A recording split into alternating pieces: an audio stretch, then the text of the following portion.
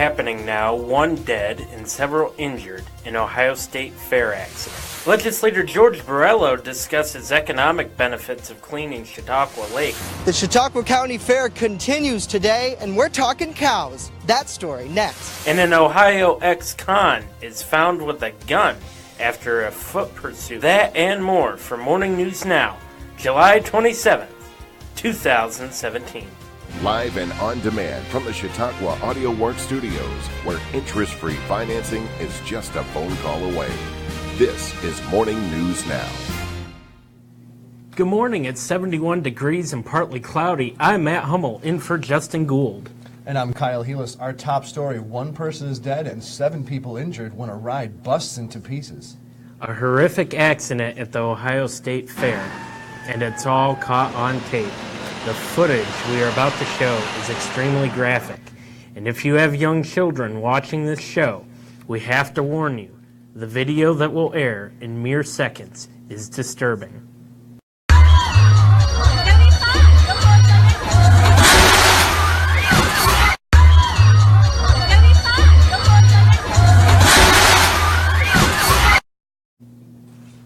Ohio Governor John Kasich called last night's accident the worst tragedy in the history of the fair.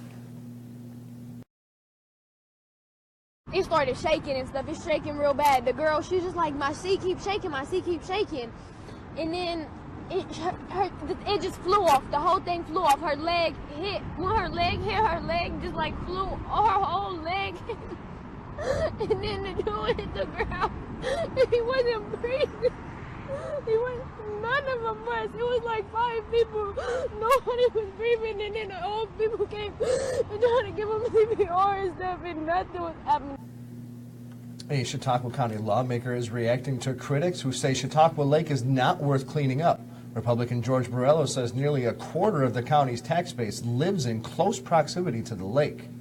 The landmass around Chautauqua Lake comprises only 1% of the landmass in Chautauqua County, but they actually provide 24% of the property taxes in Chautauqua Lake. So it is an economic driver. Now that, in addition to the property taxes, is an amazing economic driver for our community. As we all know, all the businesses, all the folks that come here to visit the lake, that spend their money here, the sales tax that's generated, the jobs that are generated, so on and so forth. The county legislature on Wednesday voted overwhelmingly to use funds from the occupancy tax reserve for the continued cleanup of the lake. An Ohio ex-con led deputies in a foot pursuit last Friday, that according to the Chautauqua County Sheriff's Office. 32-year-old James Schmidt allegedly carried a .45 caliber pistol, which is illegal because he has prior felony convictions in the state of Ohio.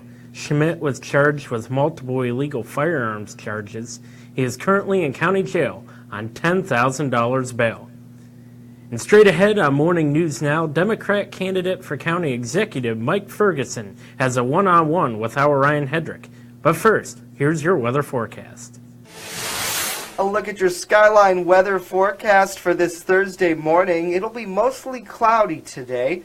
A chance of an afternoon to evening shower is possible, but don't let that kill your plans if you're taking a walk outside after lunch maybe. We top out near 79 degrees. Looking towards tonight, again, we could see that shower kind of in the early evening hours, although it'll be mainly cloudy, and we'll see more clouds develop as we head throughout the evening. We'll touch down near 61 degrees. Looking towards our Friday, overcast skies to start the day. We could see some rain mix in. It's quite possible throughout the afternoon. We'll top out with a high near 73. And finally, we've made it to the weekend, and let me tell you, Saturday and Sunday are looking amazing. It'll be pretty cool with a high only near 70 degrees, but plentiful sunshine on Sunday. Very nice outside. 76 Monday and Tuesday as we head back to work. Things heat up, and then we could see a chance for a storm come Wednesday. From the Skyline Weather Center, I'm Justin Gould. Morning News Now continues next.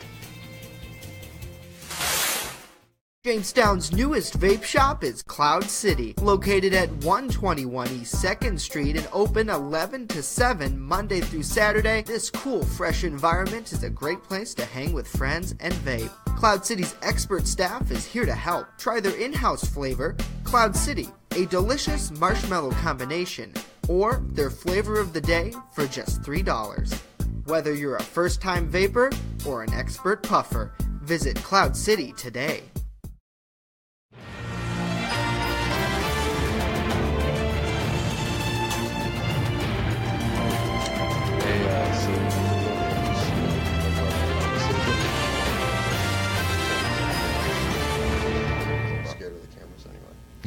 The Main Landing Restaurant. Excellent service, awesome food, and a beautiful view. Everything's made fresh here. We love to be outside, and it's nice inside if it's raining, so we have a choice. Locals and non-locals agree that the Main Landing is quickly becoming a destination. It's just so casual, and just the food is amazing. I love the hamburgers. But I really like the tuna I had. The Main Landing Restaurant. Excellent service, awesome food, and a beautiful view. WNY News Now, community coverage. This is not about politics, but it's politics to get the person on the ballot. Now I would like to introduce our candidate for County Executive, Mike Ferguson.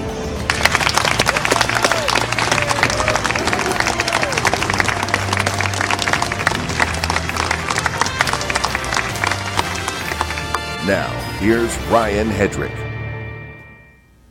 All right, welcome back to Morning News Now. We are joined by the aforementioned Mike Ferguson, who is endorsed by the Democratic Party for a candidacy for county executive. Thanks for making some time for us. Thank you. Thanks for having me. Oh, my pleasure. And when you get into this candidacy run, you have a wide variety of experience. You're currently a marketing director at a Fredonia community retirement home. You have baseball experience. I mean, there's a wide variety of experience. So my question to you is, why politics? Why this position? Why now? We've always been, looking at from baseball, the arena here in Jamestown as well, and others. The job has always been to come in, assess the situation, make it better, put a great team in place, put people that are usually smarter than you around you. Well, that's how that works. There you go. And also just resolve situations and be a problem solver. And it was my daughter, Lindsay, who's an actress in New York, and I had called all my family members when I was asked and said, what do you think? We put a lot of time. I served on the board of directors of the Visitors Bureau for 9 years, 4 as a president. So we had constantly been giving back to the community. We served on the Lucy Desi board, the Chautauqua County Fair Board of Directors. And I said, do we want to do this? Because it really is we. It's your family as much as everybody else who gets elected. And how long of a conversation was that? Because I know when you think about something like that, there's some discussion. Maybe you put it off for a night or two. Maybe you go to dinner or bed to think about it. Yeah. I mean, it is a life-changing decision that you're about to embark on. Right? It is, and it's an exciting decision. But my daughter and wife said almost simultaneously, Dad, no matter where you've been, you've left it better than you found it. And we're behind you, and that's all I need is your family's behind you, and I know my friends were behind me. I've had some friends who said, are you crazy? And I said, no, this is, I feel that this position is really the position in the county where you can make change, an effective change. And I think there have been great people before us that have done some wonderful things for Chautauqua County. But like any county, like any event, like any baseball game, like any concert, we always sit back and analyze and say, what could we do better, and what can we do to make our community better? And that's why we're running. Now, the Republicans control the legislature, and when you think of the last 2 county executives, Vince Horgan and Greg Edwards, those guys had different ideologies probably than yourself. Why you over George Barillo? Do you believe that you have a better insight, better hold on the community as a whole? Because maybe he's looking at it as a politician, being a lawmaker right now, but you've been in the private sector for years.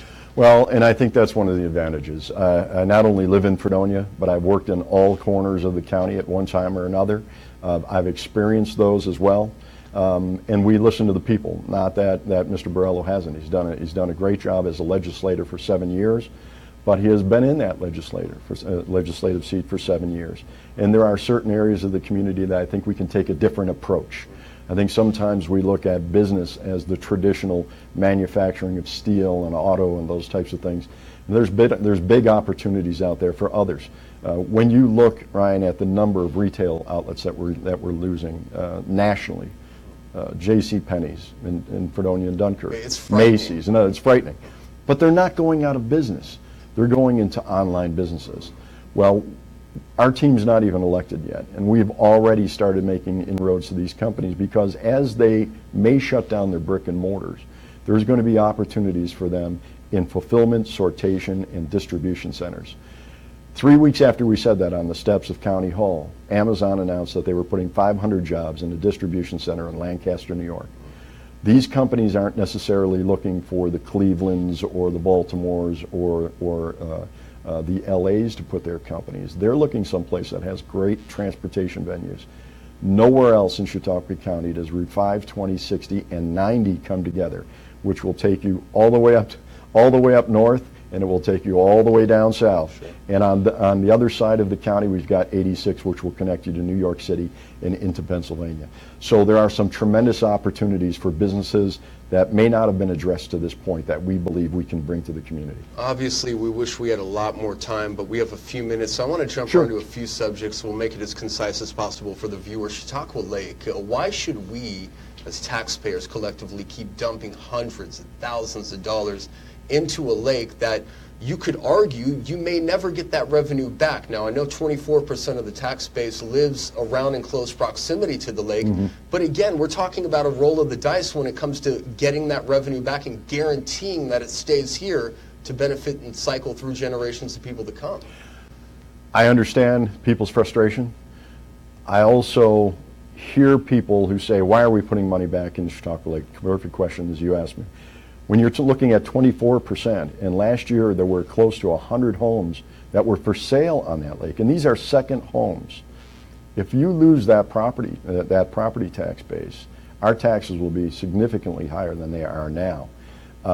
We're looking forward to developing the other side, Lake Erie. Mayor Rosas is doing a great job, and we have plans there. But Chautauqua Lake is invaluable. Not only, people say tourism. Well, yeah, okay, tourism's temporary.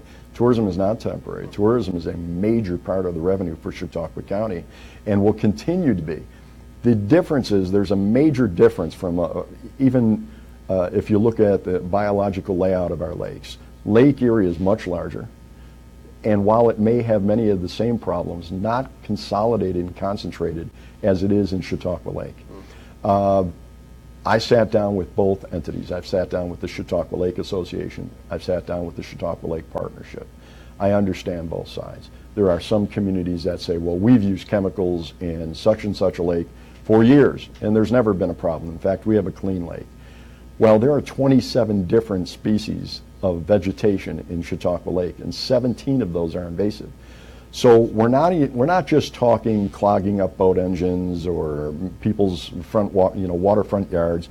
We're talking about poisonous growth as well. That when many of these plants, we're seeing that in the blooms right now. The blooms are at least 3 weeks ahead of where they were last August. And I also do work with the Bemis Bay Pops, and I've stood on that stage. And the last 2 weeks of summer, the news told us, don't swim, don't let your children in the lake. And I would stand on that stage and see boaters and children swimming in that lake, and it broke my heart. And you wanted to see this summer who came back. And it is a real concern. We can't just continually say everything's fine. Everything's not fine. Would you eat fish out of that lake right now? No. No. I'm not a fish eater, though. That's a disturbing comment, though, to people that enjoy seafood. I mean that is a telling tale right now of where that lake's at right now. And again, I just reacted to it. I'm not a seafood eater per se. Right. But I wouldn't necessarily eat fish out of Lake Erie right now either. We did sit down with two professors from Fredonia State who are studying not only Chautauqua Lake but the Great Lakes. And they said it's going to be a 10 to 20 year process before we can get it back. Everybody wants Chautauqua Lake to be a swimming pool lake. It's never going to be. It's always going to be a natural green lake to a certain extent. Right. But we have a responsibility of doing things and supporting organizations that are going to keep them clean. Right now the argument is, what's the best way to do that? I'm not a big fan of letting the lake maintain itself because it's very difficult to do. The CLA is already running out of money, which is why County Executive Horgan went to the legislature to ask. And I think he's doing the right thing here, because if these blue-green algae blooms are actually dying and becoming poisonous this early, we're in the middle of a prime vacation season, not only for out-of-town residents, but for our current residents as well. That becomes a whole different level of dangerous, as opposed to the continual maintenance of that, which I think the CLA has done a great job on. And I can also see the CLP's argument that different techniques have to be used. But we have seen some lakes that have fared very well using a combination of not only the weed harvesting, which I think is very important, but the possibility of chemical use. But I think before those decisions have to be made, we really have to investigate both. And I know the first thing I hear from folks is we've been investigating it for 20 years. I mean, these feasibility studies are killing us. I mean, they could spend literally $50,000 on each feasibility study and have 10 of them spend $500,000 and say, where are we at? We're nowhere. And we're nowhere close to even having it become inhabitable by human beings, let alone just looking through it or even eating fish out of it. Exactly. So it's important that an answer, that we come to some sort of answer. I'm not big on feasibility studies. Right. I'll be honest with you, whether it's on land or on the water. I believe that if you are a government official in your community, bringing outside people in to tell you how to resolve your problems isn't always the answer. We're elected by the people of our community, and therefore we have to listen to the people of our community and do what they have elected us to do. Whether it's taking a look at what's happening in a city, in a village, in a town, whether it's consolidation efforts, or if it's a way that we're going to clean our lake. Both lakes are equally important. Right now, Chautauqua Lake is at an emergency level that needs to be addressed. In a day and an age where corruption cases are flying off the desk of federal prosecutors across the country, should we trust politicians these days? Because I know Donald Trump, like him or not, he made a campaign and made his way to the White House on the principle of being a human being. Is that your approach these days more than a politician? I've never been an elected politician, but we're all involved in politics in one way or another. But should we trust politicians? I leave that up to the individual person. I have really not personally experienced a politician that I say I don't trust. I think it's easy to sit back, as I'm doing now, and say, these are the things that could be fixed. These are the things that should be addressed. Until you're in the office and see the day-to-day. We had a discussion off air. When you get behind that desk and all of a sudden this pile of paperwork and this paperwork and the phone calls are coming, it's easy to get off task from time to time. And not everybody wants big government, and I understand that as well. I don't necessarily think that it's a case of crooked politics as much as it is there's an enormous pile of issues on your plate on a day-to-day basis. And 4 years may seem like a lot of time. I think that we're ready to go to work on day one, and that's the important part. I've seen, maybe not necessarily from a countywide standpoint, but some local races where people say, well, our first year we're going to have to clean up from the last guy who was here, the last girl. There's always a cleanup job to be done, hypothetically, right? Right. It's time to get to work from day one. Right. And I think many people have done that. We're plotting now, we're plotting out our course as what are our big 4 topics, big 5 topics. And it's similar, no matter who you are, whether it's myself, whether it's George Borrello, whether it's Leanne, whether it's Larry Barmore, those folks. We're planning. That's what you're electing us for. That's what you've nominated us to do, is to be ready to go to work. So I think all of us are ready to go to work. It's going to be how we're going to do that. And I think everybody gets into this. Nobody gets into this to be a bad guy. You get into it to do what's best for your community, at least what you think you're doing for the community. But inevitably we'll run into enemies and... Inevitably, and you know, one thing that I'm a proud Democrat, but I have always taken a look at the individual person and said, what can this person do for me? What can this person do for the community? And I don't mean for me personally to benefit me, but to benefit my community. Sure. Our job is to be elected by the people and represent those people and make sure that every day we're doing something to bring our community, whether it's a village, a town, or an entire county, that's much closer to prosperity and success and creating a good life for the people that are living here, your son, your daughter, your family.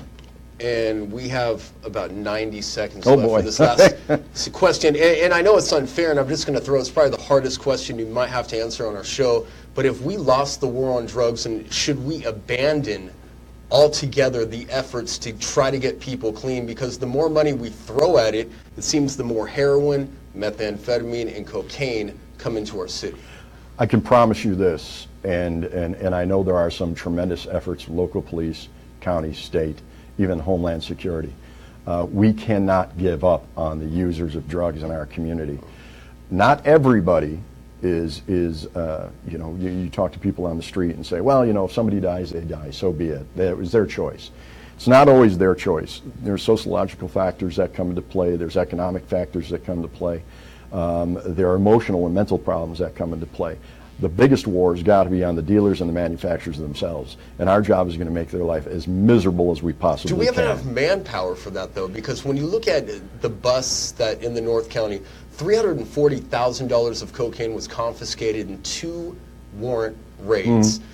Do we have enough police to handle the supply in this city? I don't think anybody does, but I think a collaborative effort, and I know that there have been symposiums that have brought them all together in the past. But again, I go back to one of our plans is to put a project manager in place that will work with all of these agencies, from Homeland Security, state police, local, federal governments, mental health, and pull them together and say what is working, what isn't working, what plans do we need to abandon, where do we need to put more support. And that project manager will work with them to put together an agenda and a timeline that will effectively help them, because once they go back into their offices, once they get back into the day-to-day, it's easy to get buried.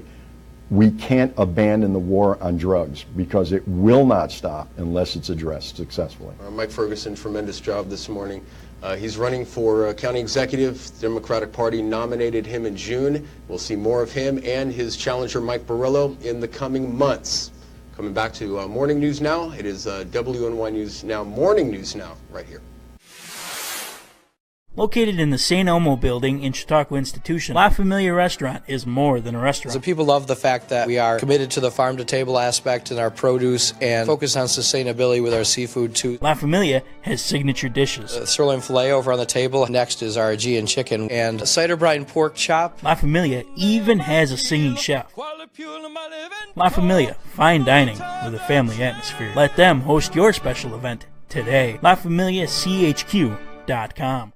EagleZip.com is your local one-stop shop for all of your home and business computer needs. Located on Fluvan Avenue Extension, just outside of Jamestown, EagleZip.com sells and services all brands of desktops and laptops, as well as servers and network equipment for your business. All new computer sales include transferring your data from your old computer, plus a 2-year warranty. Call EagleZip.com today. Stop by EagleZip.com today and let us make computers easy for you.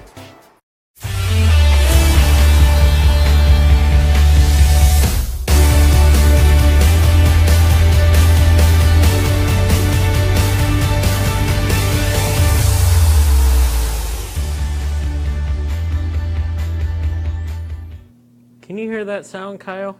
What is that sound, Matt? I'm hearing a bunch of helmets crash, and I'm hearing a bunch of Cadillacs rolling up. Whistles blowing and Cadillacs rolling up. What does that mean? Oh, it means Buffalo Bills training camp is back in session. Woohoo! My favorite time of the year. And you know what's interesting, looking around to the entire league right now? That the Bills are in a unique position. They are one of only 6 or 8 clubs now that practice for training camp on a college campus. And it used to be everybody did that. Not anymore. Really? Yeah. Wow, that's crazy. I do know the Giants had a new facility built. They used to practice and do their training camp at UAlbany in Albany, but they have since moved. So I believe now the Bills, obviously at St. John Fisher, the Steelers at Latrobe, St. Vincent College, Jets at SUNY Cortland. I believe it's SUNY Cortland, yes. The Bengals are at, I think, some university in Kentucky. And after that, I can't tell you. But the moral of the story is this. A lot of people now, a lot of clubs are investing in their own, practice facility. And that's a story for another day. I can get into something that has to do with should the players, make more, but that's besides the point, or less, but moral of the story, the Bills are always unique in some way, and it's not always negative. Well, remember, they used to have their training camp at SUNY Fredonia. That's right, Back in the days of Andre Reed. I remember getting Andre Reed's autograph when I was a kid at SUNY Fredonia. That was one of the best days of my life, even though I'm not a Bills fan. And then they went to St. John Fisher, and let me tell you, I've been to St. John Fisher a couple times. It's a nice college. Yeah, and the football field is amazing. Pretty good for I think it's a D3 school, if I remember right. Yeah. Facility? Yes, sir. Yes, sir. And one more thing before we head out. Cardale Jones, no longer a Buffalo Bill.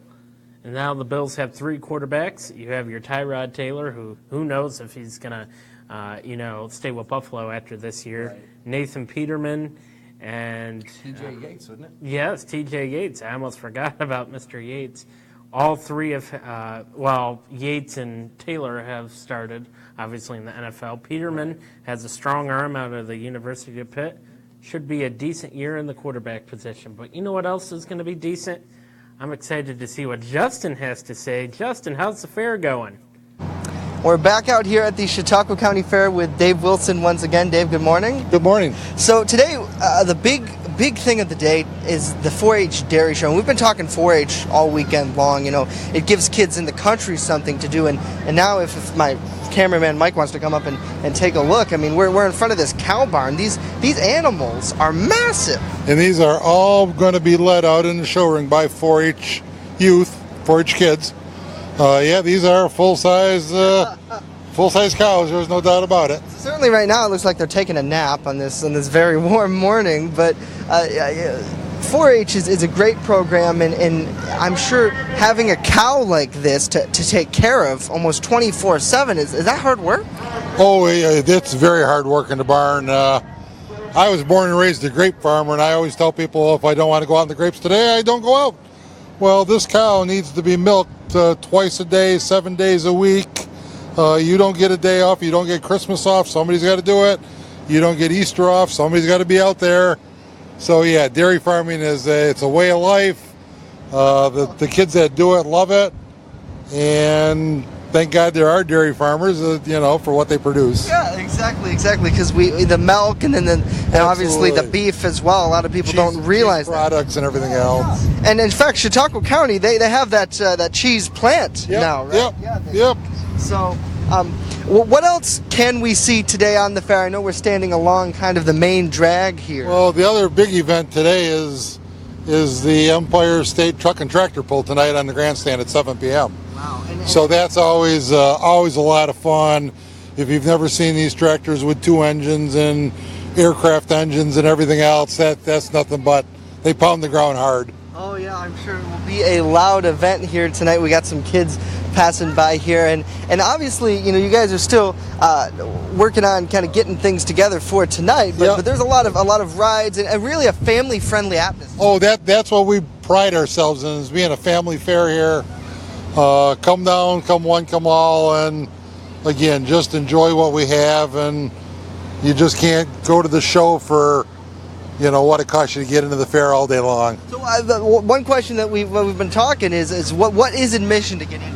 Admission to get in here is $12 a person, but that entitles you to the grandstand shows, ride all the rides all day long until you get sick or go home, whichever happens first, and enjoy all the fair food you can possibly put in. And so, like I say, for $12 you just can't go wrong. Perfect. All right, Dave, we'll talk to you again tomorrow. And again, for more on the fair, you can visit our website, as we will we'll have stuff throughout the week, and we'll keep you updated here on Morning News Now. For now, live at the Chautauqua County Fair, Justin Gould, WNY News Now, where coverage comes first. Send it back to you guys.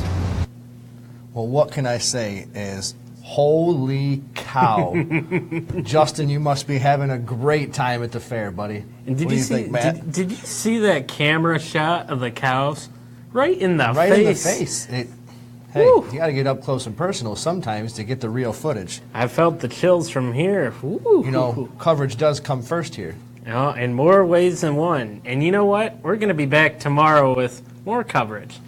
And make sure you join our social media revolution by following us on Facebook, Instagram, and Twitter. And for round-the-clock news, head to WNYNewsNow.com, where coverage comes first. Have a good day, everybody.